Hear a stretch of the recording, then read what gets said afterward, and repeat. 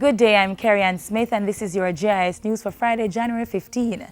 Cabinet has mandated the establishment of a committee to explore opportunities for compensation to consumers believed to have been affected by contaminated gas. Energy Minister Philip Paulwell made the announcement on Thursday following a meeting with government and opposition representatives as well as stakeholders in the gasoline sector. He said a reporting mechanism had been established to process consumers' complaints. That process will be facilitated by the Consumer Affairs Commission, CAC. Affected persons are asked to make their reports to the CAC, outlining all relevant details. Individuals also need to present supporting documentation, including a report from a mechanic or certified expert, outlining the problems experienced with the motor vehicle and proof of where the fuel was purchased. Minister Paulwell says the CAC will collate all reports and submit them to the Bureau of Standards Jamaica for further tests and inspections on other service stations. 103 students in and around the Union Gardens community in southwest St. Andrew have been benefiting from a state-of-the-art early childhood institution, another example of government's commitment to the sector. I believe in education, and I believe in the power of education. And I make no apology for this decision because it is the only sustainable route to the long-term development of our people. The $174 million school was built through a public-private partnership between March and September of last year. It was officially opened on Wednesday. May we challenge everyone here, the parents in particular, to draw close to this institution and to make sure that they support the teachers and the sponsors in every way possible. The Education Minister says students at Union Gardens Infant School will receive age-appropriate tablets come September. A school bus was also donated by the Union Gardens Foundation, a group of private sector companies operating in the community. Children will be shuttled to and from the school at no additional cost to parents. Prime Minister Portia Simpson Miller is calling on Jamaicans to always be prepared for natural disasters. She made the appeal on Thursday as the island remembered the more than 1,000 lives lost in the January 14, 1907 earthquake. Mrs. Simpson Miller was speaking at the official opening of the remodeled Monument and Memorial Park at Bumper Hall in Greenwich Town. May this restored monument serve as a point of reminder of the need to be always prepared for eventualities such as the earthquakes. May it forever remind us that no matter our social and economic status, we are all one people. This is a fact usually made clear by the effects of natural disasters, which do not discriminate in their impact.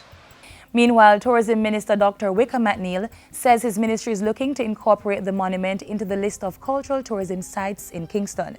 He urged all stakeholders to take advantage of a Tourism Enhancement Fund project, which is aimed at enhancing cultural sites across the island. And I would just commend to all my colleagues, to all the mayors, the councillors, to the members of all the civic organizations, let us all unite to seek out, to look for those heritage sites, those cultural opportunities that define us as a people. Farmers and community members in Manchester are benefiting from the rehabilitation of farm roads in the parish. The work is being carried out under government's $300 million farm roads rehabilitation program. We have done some 21 roads thus far, phase one of which covers several roads in St. Elizabeth, St. James, St. Andrew, St. Thomas, and here in Manchester, all at a cost of 86 million Jamaican dollars. On Thursday, the Ministry of Agriculture opened the Bull Dead and Frederick Peace roads, which were repaired at a combined cost of over $8 million. Meanwhile, $29 million was spent to carry out road improvement work in the Mavis Bank community of St. Andrew. The Agriculture Ministry spearheaded the rehabilitation of 9.5 kilometers of roadway between Mount Dawkins New Gardens and Hall's Delight.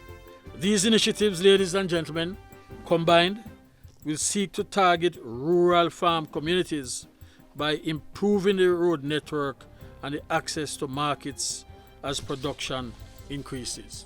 The Agriculture Minister was speaking on Wednesday during a tour of farms that were affected by a fire in the Mavis Bank area last year. And finally, farmers in St. Mary are receiving support to help them meet the local demand for banana and facilitate the export market. On Thursday, tissue culture and traditional banana and plantain suckers were distributed to the farmers. The exercise is part of the revitalization strategy under the Jamaica Banana Accompanying Measures program, which started in 2013. Portfolio Minister Derek Kelly says government is committed to ensuring the survival, growth and sustainability of the sector. The Banana Board has a target to distribute some 200,000 seedlings or suckers of the new and common varieties to approximately 1,400 farmers over the next couple of years. And it is expected that the target will be met over the remaining 2 years of the project with the establishment of a small tissue culture biofactory, which is currently under construction. Minister Kelly says measures are also being taken to provide irrigation and other infrastructure to mitigate the effects of climate change. And that's it for JIS News Today. I'm Carrie Ann Smith. Thanks for watching.